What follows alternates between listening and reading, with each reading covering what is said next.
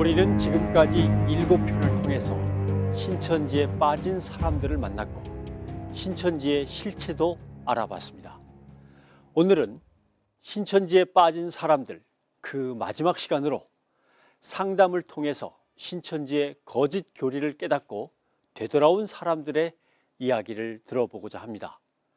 아울러 지금 한국교회가 해야 하는 일은 무엇인지 우리에게 남겨진 과제를 살펴보고자 합니다.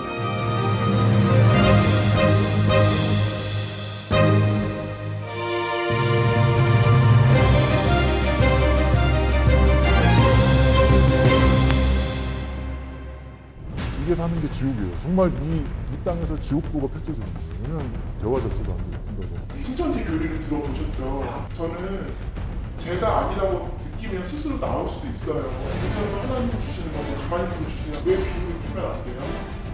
비유를 풀어서는 안 되는 거고 비유를 풀면 그게 교리가 이상해져서 나는 당연히 안 나와. 내가 얼마나 사랑을 할지. 시험을 해보니까 그 자매님은 시험을 해본 적이 없어. 이거를 시험을 해봐야 돼. 이게 좀 마음이 제일 힘들어요.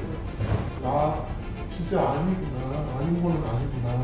그렇다면 거기 가서 구원받고 내가 영생하고 십자가사자를 들어야 되고 이거는 내 욕심이었고 정말 진정한 예수님을 모르는 데 내내 교육까지 합쳐서 보면 예수님을 내가 모르고 그냥 나만을 위한 신앙을 한 것 같다라는 생각을 해서 내가 거기 안 가더라도 내가 지옥에 떨어지는 건 아니구나라는 그런 마음의 짐을 약간 가고 있어요. 9일간의 긴 상담 후 드디어 회심하게 된 황경혜 씨의 심경을 들어봤습니다. 지금은 이렇게 일이 다 마무리되고 안정이 되면서 어떤 생각이 드냐면 다 인도해 주시는 것 같아요. 나처럼 이렇게 믿음이 없고 기독교에 대해서 반감이 많았던 나를 인도하려니까 내가 좋아하는 공부를 시켜야 했고 그러기 위해서 바로 오지는 못하고 돌아왔지만 바른 길로 또 인도를 해주셨고 그리고 저희 남편도 또 저로 인해서 믿음을 찾았잖아요. 모든 게 하나님의 인도하심으로 감사하다는 황경혜 씨. 하지만 처음 상담소를 찾았을 때만 해도 반감이 컸었죠. 그럴 수밖에 없는 이유가 있었습니다. 거기서 교육시킨 게 그거였어요. 산속으로 끌고 가서 외딴 곳으로 끌고 가서 이제 감금해놓고 그리고 이제 계속 뭐 정신교육을 시킨다. 사람이 이상해질 정도로. 그래서 거기서 이제 그 개종교육을 받고 있던 찰나에 뛰쳐나온 그 여자분이 이제 인터뷰를 하면서 절대 사인하면 안 되고 절대 사인하면 안 되고 어떻게든 문을 깨서라도 뛰쳐나와서 알려야 된다. 그렇기 때문에 비상 연락망을 꼭 하나 외워야 된다. 뭐 이런 식으로 교육을 해주는 게 있었어요. 근데 저도 모르게 그게 생각이 나는 거예요. 이미 신천지 안에서 상담소에 대한 세뇌 교육을 받은 뒤라 두려웠다고 합니다. 그래서 처음엔 남편이 가장 원망스러웠다는 겁니다. 이 믿음을 가지면 다 해결이 되는데 왜 굳이 남편이 이런 곳까지 나를 데리고 와서 죄인 취급을 하나? 내가 그만큼 그렇게 뭐랄까 소위 말해 정신병원 같았던 느낌이 들었어요. 정신 이상으로 내가 여기까지 왔었어야 됐나? 내가 정신 이상인 것처럼 다 그렇게 취급을 하는 것처럼 느꼈었어요. 그렇다면 그녀가 결정적으로 회심하게 됐던 순간은 과연 언제였을까요? 많은 사람이 내 이름으로 와서 나는 거기가 참하나님인 줄 알고 다녔었는데 그리고 그곳에서는 기존 교회들은 다 개돼지고 교회 목사들은 다 개돼지고 잘못된 이론을 가리킨다고 하나도 맞는 이론이 없다고 설교가 없다고 하는데 그러면 도대체 내가 어디 가서 믿음을 가져야 되냐 그랬더니 다 하나님이 인도해 주신다고 하더라고요. 근데 그때 좀 흔들렸던 것 같아요. 결정적으로 열리는 계기는 아마 목사님을 뵙고 요한일서 4장 1절 사랑하는 자들아 영을 다 믿지 말고 오직 영들이 하나님께 속하였나 시험하라. 많은 거짓 선지자가 세상에 나왔습니다. 선지자는 선지자인데 하나님의 선지자 아닌 걸 거짓 선지자인데요. 근데 이런 사람들이 많이 나올 거래. 그 그럴 때 어떻게 해야 되냐? 그냥 믿지 말고 어떻게 하냐? 시험을 해봅니다. 근데 자매님은 시험을 해본 적이 없어. 그러니까 속을 수밖에 없어. 그래서 문제는 뭐냐면 이것을 시험을 해봐야 돼. 대부분 이제 신천지는 요한계시록을 가지고 이제 교리를 만들었습니다. 그래서 그 사람들이 그걸 이제 실상교리라고 해요. 그래서 요한계시록을 하나하나 해석을 해서 이만희가 왜 재림주가 되는지, 왜 구원자가 되는지 이런 것을 가르치고 있는데 그 가르치는 내용을 다시 재반증하는 거죠. 그래서 들어보니까 이 사람들이 잘못 가르쳤고 속인 것이었구나 이렇게 깨닫게 되면 이제 개종하는데 대부분 계시록 부분에서 많이 돌아서게 되죠. 우리 강의하면서 보면 벌써 표정이 달라지고 또 본인이 이제 강의 끝나고 나서 소감을 말해보라고 하면 내가 속았다 뭐 이렇게 주로 말하는데 대부분 계시록에서 많이 돌아옵니다. 머리 아파요. 지금 속이 울렁울렁. 왜 속이 울렁울렁하세요? 한번 모르고 거기에서 그냥 속에 있었다는 자체가. 누가? 거기서 네 속상함을 생각해라. 그렇게 생각하는 거예요. 그렇게 얘기하는 거야. 이제 마음이 열렸어요. 근데 신앙은 겸손이라고 얘기하는데 그쪽에서도 그렇게 알려주거든요. 신앙은 겸손이라고 얘기하는데 내가 너무 겸손하지 않다는 생각이 너무 드는 거예요. 근데 그쪽에서 가르친 게 여기 다르기 때문에 아무것도 듣지 말라고 얘기하는데 심지어 듣지 말라고 하는 사람들이 신앙을 겸손이라고 얘기하니까 거기서 저는 사실 깨졌거든요. 다른 거 다 안 들렸어요. 많은 이들이 반증 교육을 통해서 진리의 말씀을 접하는 순간 잘못되었음을 깨달았다고 말합니다. 경혜 씨의 경우 남편도 큰 힘이 되어 주었습니다. 9일 동안 곁을 떠나지 않고 함께 상담을 받은 남편의 사랑은 감동이었습니다. 그러니까 저는 남편한테 속이고 제가 할 거 다 하고 다녔잖아요. 예배도 다 드리고 관리도 다 하고. 근데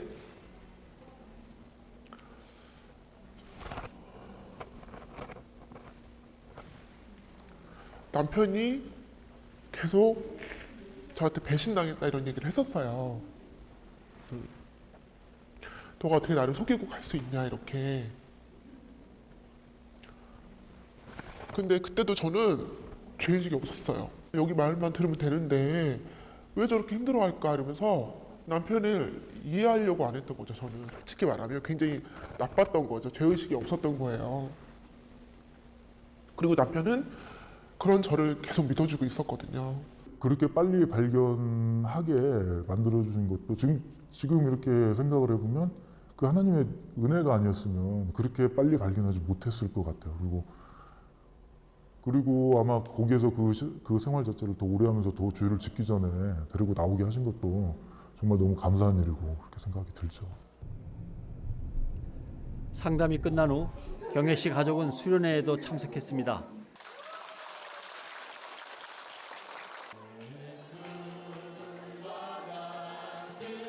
수련회에서 세례를 받았습니다. 남편이 함께 세례받는 모습을 지켜보던 경혜 씨는 감격의 눈물을 흘렸습니다.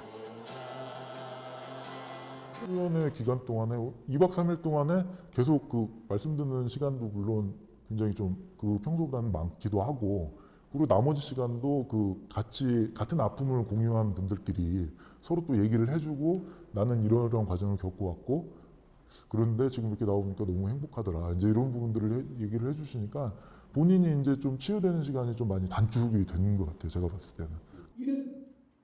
수련회에서는 신천지를 뛰쳐나온 사람들의 간증이 이어졌습니다.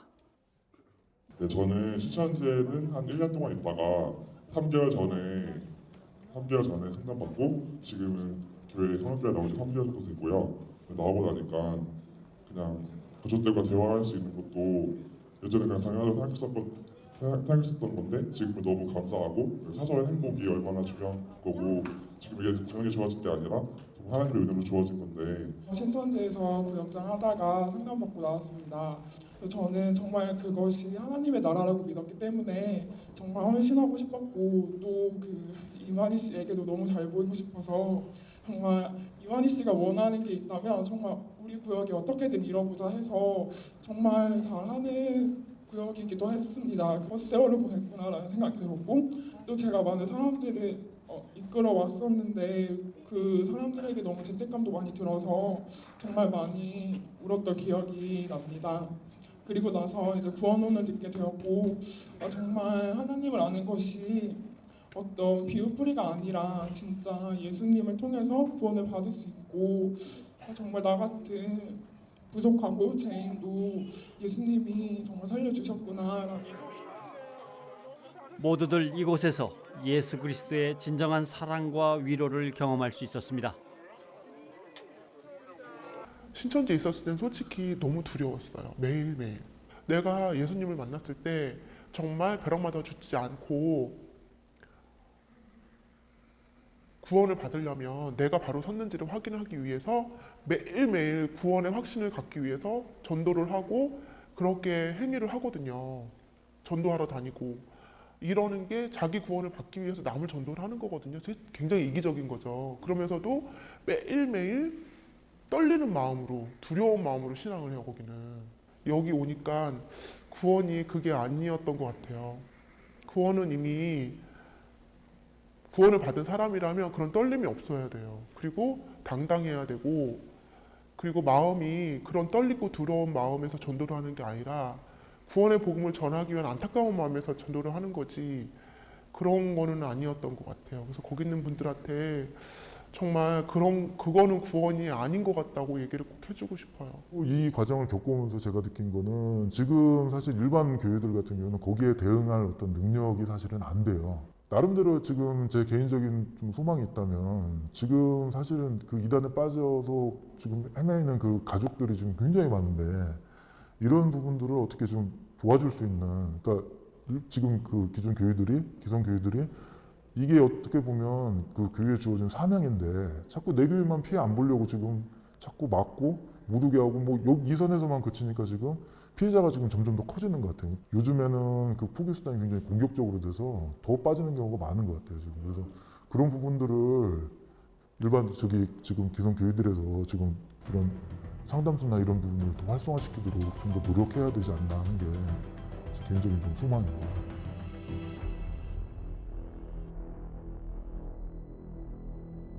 신천지 예수교 증거 장막 성전.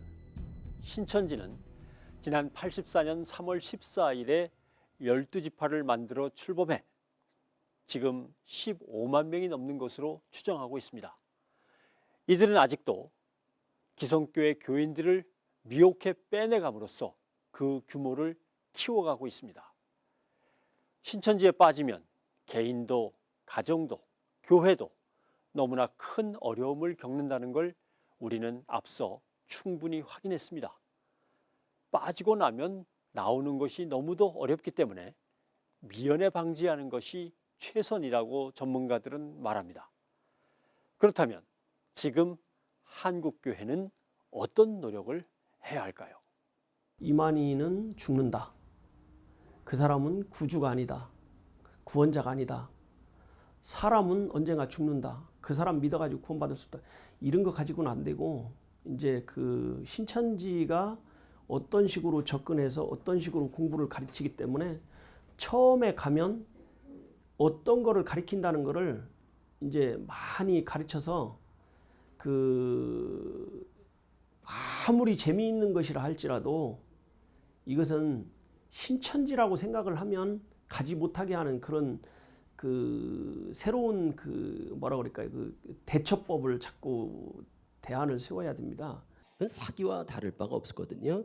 그 수법을 알아야 되는데 우리 세상 사기도 그렇지 않습니까? 사기를 안 당하려면 내가 사기 당하지 말아야지 이런 의지로 사기를 안 당하는 게 아닙니다. 또 당하는 사람은 내가 사기 당해야지 하고 당하는 사람이 없습니다.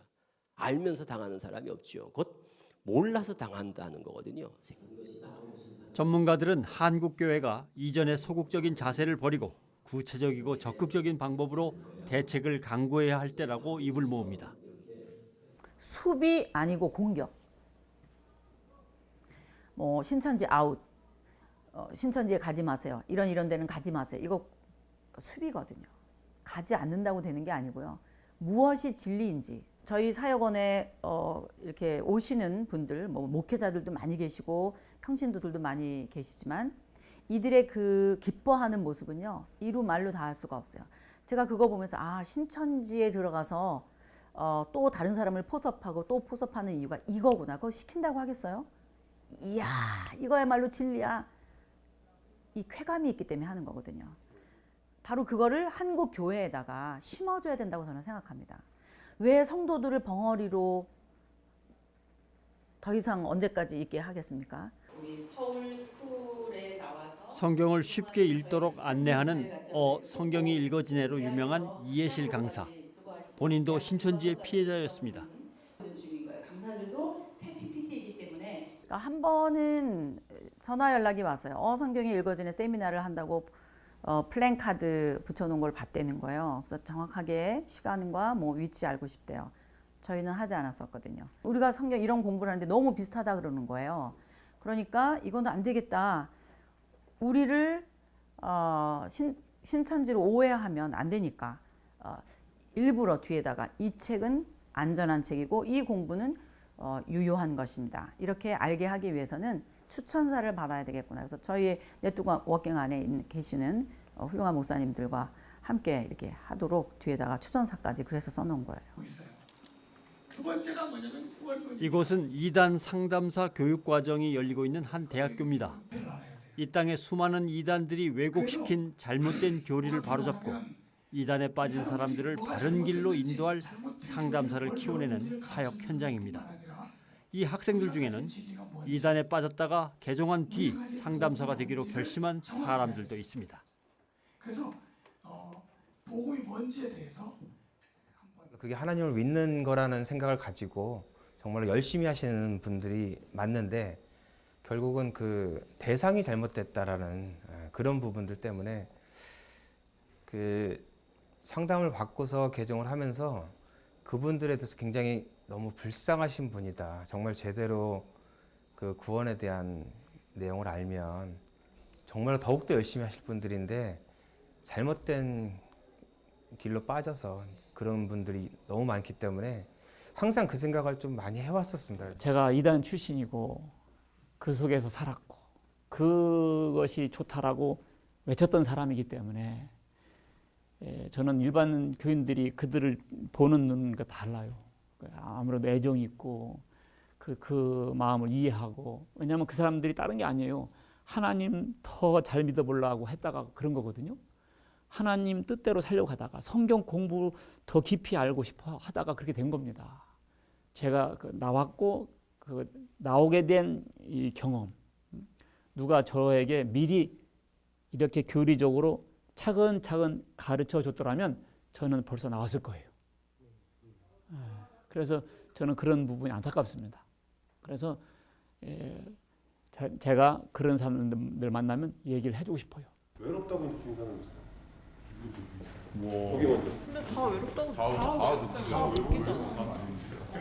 일단 그 교리가 아니었다는 사실도 일단 충격인데 그때 교리도 교리지만 그동안 항상 같이 지냈던 사람들이 정말 영적인 가족이라고 거기서 얘기를 하거든요. 항상 같이 동거동락하는 사람들인데 그 사람들은 이제 더 이상 못 보는 거잖아요. 신천지를 나오는 순간 그 사람들은 신천지 사람들이고 나는 아니니까. 여기서 어떻게 다시 시작할 수 있을까라는 것도 막막했고 세상에 나가려고 하니 지금 나는 너무 힘든데 또 티를 안 내야 되잖아요. 그래서 엄마 아빠가 물어보는 말에도 대답을 못하고 친구들이 물어보는 말에도 대답을 못하니까 그래서 오히려 반증교육 다 끝나고 그게 너무 심해서 한 달 정도 너무 힘들었던 것 같아요. 돌았어요. 제가 갔다 왔다는 사실에 대해서. 뿐만 아니라 이들을 더 힘들게 하는 건 교인들의 시선이라고 합니다. 얘기는 안 하지만 아실 거예요. 다들 이렇게 보면 눈초리가 되게 선입견이 가득 낀 눈빛으로 얘가 지금 정상적으로 교회를 다니는 애가 맞을까라는 시선으로 계속 보는 게 있어서 저도 모르게 괜히 더 자괴감 때문에 피해 다니고 어느 순간부터는 그 청년부 모임도 잘 안 가고 예배만 드리다가 돌아왔어요. 아직도 좀 한국교회에서 그 이단을 다녔던 사람들에 대한 시선이 이게 이 사람은 완벽하게 치료되지 못했을 거라는 인식 때문에 완전 벌레 취급하는 듯한으로 보는 것 때문에 좀 상처를 받아서 더욱더 이제 아무래도 그냥 기성교회 가는 게 좀 발걸음이 더 어렵지 않지 않을까. 굳이 잡아주려고 하지 않는 것 같아요. 네, 맞아요. 제가 간증을 하겠다고 했는데도 아무런 그게 없어요. 그러니까 우리 교회에 신천지 사람이 있다라는 걸 알리는 것도 꺼려 하시고 그냥 묻어두고 잡지 않으려고 하는 것 같아요. 그냥 우리 교회는 그냥 이 상태로 지키고 싶은 그런 게 보여서 사실 다시 나가면서도 속상하고 섭섭한 것도 되게 큰 거예요. 힘들게 회심한 이들이 교회 문 밖에서 다시 또 방황하는 일은 없어야겠습니다. 교회라는 것이 사랑에 대해서 이렇게 받아들이고 하는 그런 부분들이 좀 있어야 된다고 생각하는데 그런 부분들이 많이 없으시더라고요. 뭐 이렇게 좀 뭔가 이렇게 괴물로 본다든지 이렇게 좀 이렇게 죄수 취급을 하는 그런 느낌들을 솔직히 많이 받았습니다. 그러니까 기존에 다니시던 분들이 그 본교회로 돌아가시지 못하는 경우들이 상당히 많은데 그런 것들 때문에 저희도 기존 교회들이 좀 폭넓은 사랑이 좀 부족하지 않나 그렇게 생각을 합니다. 총회장의 독단적인 회의 진행이 그리고 우리는 한국 교회에도 묻고 싶습니다. 과연 한국 교회는 이대로 올바르다고 할 수 있는가? 또 성도들에게 희망을 주고 있는가라고 말입니다. 목회자들은 현재 한국 교회를 어떻게 진단하고 있는지 들어봤습니다. 지금 현재 대한민국에서 우리가 발견하는 것은 돈바람이 아닌가 싶습니다. 소위 말하는 버정신학, 성공주의, 예수 믿으면 잘 산다. 그 말이 새빨간 거짓말은 아닌데 그러나 말씀이 우리에게 가르치는 핵심은 우리가 예수를 믿으면 잘 사는 게 세속적인 잘 사는 게 아니고 예수 그리스도 비슷한 존재가 된다. 예수님처럼 거룩해진다. 그게 성경의 잘 사는 삶의 핵심인데 그걸 우리가 놓치고 있는 겁니다. 이것이 역사적인 어떤 맥이 있어요. 1980년대부터 우리나라가 급성장하게 되잖아요. 그렇게 되면서 그 급성장의 혜택을 가장 많이 누린 게 한국교회예요. 이제 그러면서 하여간 교회가 폭발적으로 부흥하게 되는데 그것이 이제 정체가 돼 버렸다고요. 그렇게 하자 마치 기업을 성장시키듯이 성장 위주의 그 신학이 자리 잡게 되고 그렇게 하면서 성경의 모든 그 내용들을 헌금이나 전도로 귀결하는 그런 설교만 남게 됐어요. 그래서 성경이 복받는 비결집이 돼버린 거예요. 대부분의 교회들은 그 숫자 늘리는 데에는 관심이 있지만 그 한 영혼을 사랑하는 데에는 좀 부족한 것 같은 제 개인적인 생각입니다. 이건. 최근 고 옥하는 목사님의 이야기가 영화로 제작돼 잔잔한 울림을 우리에게 선사하고 있습니다. 저는 목회하면서 이걸 알았어요. 평신도에게는 죄가 없다는 걸 알았어요. 주님이 특별히 주목한 것은 그 교회의 사자입니다. 그 교회의 사자예요. 사대교회를 책임진 사자에게 주님이 지금 말씀하시는 거예요. 그 사자가 바로 되면 평신도는 바로 됩니다. 그 사자가 잘못되면 평신도가 잘못되는 거예요. 한국교회 모든 책임은 교역자가 져야 돼요. 교역자가 돈 사랑하는데 교회 사랑하지 않는데 교인들이 돈 사랑하려고 하겠어요? 교역자가 음란하지 않는데 교인들이 간음죄를 범하겠어요? 교역자가 거짓말을 하지 않기 위해서 벌벌 떠는데 교인들이 거짓말을 함부로 하겠어요? 또한 한 영혼을 살리는 것, 이것을 늘 강조하셨습니다. 많은 경우 교회를 키워야 된다는 생각을 하고 교회를 성장시켜야 된다는 생각을 하지만 한 사람이 예수 믿고 예수의 제자가 될 수 있도록 키워가는 일에 있어서는 헌신하거나 투자하는 것에 굉장히 인색하다고 생각해요. 그래서 말씀을 가지고 그 영혼이 예수 닮은 영혼으로 변화될 수 있도록 사람들을 제대로만 훈련시킬 수만 있다면 그 어떤 그 사람들의 그 유혹이나 이렇게 성경 공부한다고 끌어간다고 해서 그런데 끌려가는 일들은 없을 거라고 생각을 합니다. 그리고 옥 목사님은 말씀이 사라진 한국교회의 모습을 늘 안타까워하셨습니다. 인생을 사는 데 있어서 복을 이야기하잖아. 나는 하나님 앞에 가면 상이 없을까 두렵다 뭐 이런 소리를 그때는 아주 뭐 병이 들어서 가기 얼마 전도 아니고 아주 뭐 멀쩡할 때인데 그래서 당신이 왜 자랑할 거리 없어요? 얼마나 뭐 다른 사람보다도 열심히 하고 지금 잘하잖아 뭐 이런 소리를 했지. 그랬더니 내가 옆에 있는 누구하고 비교를 한다면 자랑할 수도 있겠지. 그러나 나는 내가 보는 사람은 옆에 있는 어떤 가까이 있는 목사님이나 이런 사람이 아니다. 성경에 있는 바울을 봐라. 성경에 나오는 그 평신도들도 봐라. 얼마나 그 사람들은 그 하는 수준이 다른데 내가 그런 사람을 보면 내가 무슨 자랑할 게 있나. 그러니까 이게 무슨 대중들 앞에서 하면 자기 뭔가 겸손한 척 한다고 하지만 자기 집 식구한테 거기에 무슨 자기가 뭐 무슨 체면치레 한다고 하겠습니까? 그래서 나는 당신 같은 사람이 뭐 그렇게 말하다 그래요. 다른 사람 그러면 오히려 더 다른 사람 그 상처받아요. 그러지 말아요. 이제 그냥 아무 의미 없이 그런 식으로 이제 말을 하거든. 그럼 당신은 나를 좀 잘 모르는구나. 나는 저런 사람, 옆에 있는 사람하고 절대 비교 안 해. 그럼 내가 좀 자랑도 하겠지. 성경에 있는 인물들을 봐. 너무너무 부족해. 좀 안타까운 것이 그 한국 교회가 지금 이제 그 윤리 도덕적인 설교를 많이 하시잖아요. 그거 필요합니다.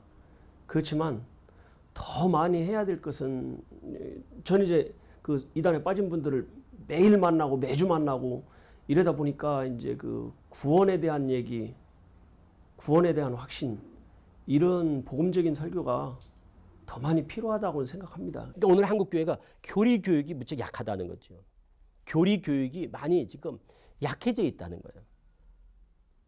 성도들이 또 교리에 대해서 그렇게 접할 기회가 적고 그런데 신천지는 교리만 가지고 나온단 말이죠. 성경 한 것만 가지고 성경 해석을 가지고만 다 계속 지금 접근하니까 성경에 대해서 무지한 거예요. 성도들이. 뭐 이단? 이거 공부 안 해도 됩니다. 이단 교리 안 가르쳐도 된다니까요. 우리 걸 가르치라는 거예요. 그래서 정답을 가르칠 필요가 있다. 바른 복음을 제대로 가르치고 바른 예수를 제대로 가르쳐 놓으면 다른 예수, 다른 복음을 쉽게 분별할 수 있다라는 얘기입니다. 제가 지론은 그겁니다. 많은 목회자들이 지금 한 목소리를 내고 있습니다. 우리는 다시 그리스도의 복음으로 돌아가야 한다고. 한국교회를 말씀으로 바로 세워야 이단이 파고들 틈이 없다고 말입니다. 한국 교회를 어지럽히는 대표적인 이단 세력인 신천지에 대해 CBS는 지난 2012년부터 신천지 아웃 캠페인을 전개하고 있습니다. CBS는 TV 뉴스와 프로그램, 라디오, 인터넷 노컷 뉴스 등 모든 매체를 동원해 신천지에 대한 경각심을 교계는 물론 사회 전반으로 확산시키는 역할을 감당해왔습니다. 신천지로 인한 피해를 예방하고자 포스터와 DVD를 제작해 전국 교회와 단체에 배포했고 중앙일간지와 지역신문 등에 신천지 아웃 광고를 수백 회에 걸쳐 게재하기도 했습니다. 아울러 전국 각 지역 교회들과 연합해 신천지의 실체를 폭로하는 집회를 여는 등 이단 세력 척결을 위해 전사적인 노력을 기울였습니다. 저희 CBS는 복음의 회복을 위해 한국교회를 지키기 위해 꾸준한 노력을 기울이고 있습니다. 질문과 대답을 통한 열린 형식으로 생명력 있는 말씀을 전달하는 성서학당도 방송 중에 있습니다. 이 성서학당은 무엇이냐 하면은 목사들의 뭐 자기 개교의 발전이라든가 성장, 기복 이러한 것들을 다 배제하고 하나님의 말씀을 말씀되게 했던 그것을 가르치고 있는 프로그램이라고요. 자연히 그 풍성한 은혜, 그러니까 신천지라든가 통일교라든가 그 어떤 이단들에서는 볼 수 없는 하나님의 그 풍성함과 깊이와 따뜻함과 넓이를 이곳에서 찾을 수가 있는 것이죠. 또한 성경에 대한 깊은 이해와 신앙의 방향을 제시해주는 CBS 성경 사랑방도 방송 중입니다. 성경 공부를 정말 사람을 살리는 성경 공부. 예수 그리스도의 십자가와 부활이 정확하게 설명되고 그게 사람들의 삶에 그대로 영향을 주고 그게 가정의 변화를 가져오고 직장의 변화를 가져오고 이런 성경이 의도하는 그런 변혁 운동이 성경 공부를 통해서 일어나는 이런 교회가 많아지는 것이 결국 우리 CBS에서도 해야 될 역할이 아닌가 싶습니다. 우리의 이런 노력들이 밑거름이 되어 이단을 물리치고 한국교회가 건강함을 회복해 새로운 부흥의 시대를 맞기를 간절히 바랍니다. 언제나 진리는 시간이 걸리지만 이겨요.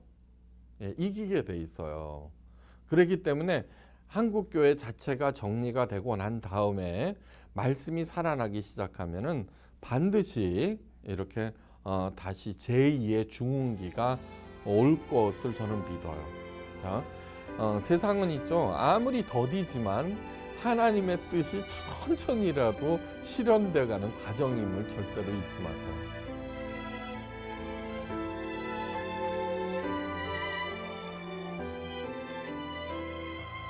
지금까지 여러분은 신천지에 빠진 사람들 8부작을 통해서 어떤 걸 느끼셨습니까? 저런 것은 나와는 상관이 없는 일이야. 우리 가족이 설마 저런 거에 빠지겠어? 이렇게 남의 일로만 여기시겠습니까? 이런 방심과 부주의가 신천지로 인한 피해가 줄지 않는 또 하나의 요인이라고 전문가들은 입을 모읍니다. 그리고 또 하나의 문제는 우리가 신천지 공격에 흔들리지 않고 오히려 미혹에 빠진 사람들을 이끄는 역할을 잘 감당할 수 있는가 하는 것입니다. 다시 말해 우리는 얼마나 말씀으로 무장되어 있는가 하는 것입니다. 위기는 기회라고 합니다. 지금 한국교회가 할 일은 말씀의 회복입니다. 그래야 그 수많은 이단들의 유혹에 빠지지 않고 나아가 한국교회를 지킬 수 있습니다. 여러분 함께해 주십시오. 여러분을 믿습니다. 감사합니다.